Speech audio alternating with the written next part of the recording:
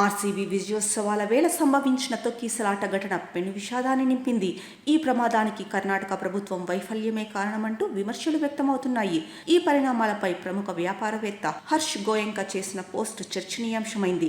గతంలో జరిగిన పలు తొక్కిసలాట ఘటనలను ప్రస్తావిస్తూ సామాన్యుడి ప్రాణాలకు విలువ లేదా అని ఆయన ప్రశ్నించారు. ఢిల్లీ రైల్వే స్టేషన్లో తొక్కిసలాట, కుంభమేళాలో తొక్కిసలాట, బెంగళూరులో తొక్కిసలాట.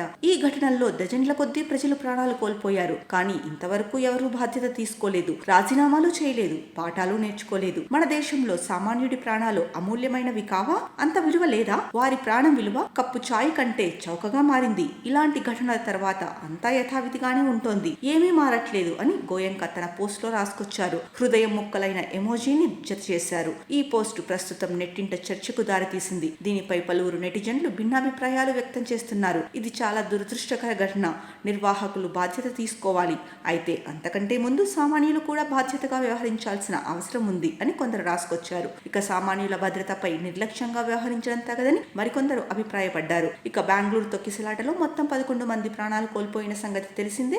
సుదీర్ఘ నిరీక్షణ తర్వాత బెంగళూరు జట్టు ఐపీఎల్ కప్ను సొంతం చేసుకోవడంతో చిన్నస్వామి స్టేడియానికి అభిమానులు పోటెత్తారు. అంచనాకు మించి జనం రావడంతో వారిని నియంత్రించడం పోలీసుల వల్ల కాలేదు.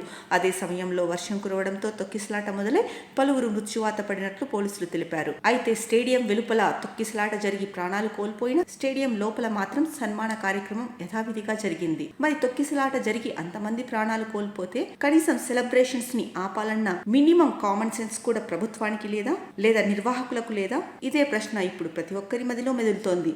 మరి దీనిపై ఎవరు సమాధానం చెప్తారు?